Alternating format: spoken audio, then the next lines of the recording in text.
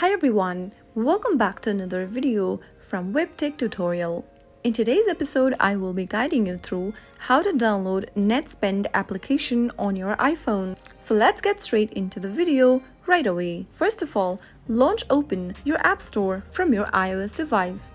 Now go to the search box at the top and type in NetSpend. Soon after you come across this application in the search result, tap on the Get button to start downloading the app on your device. NetSpend can be a good option for people who are looking for a convenient and affordable way to manage their money. Wait until the application is quickly downloaded on your device and launch it open anytime you want. So that is how you can easily find the correct NetSpend application for your iPhone in just a couple of minutes. If you found the video to be helpful, go ahead and give us a thumbs up. Don't forget to subscribe to our channel by hitting the subscribe button.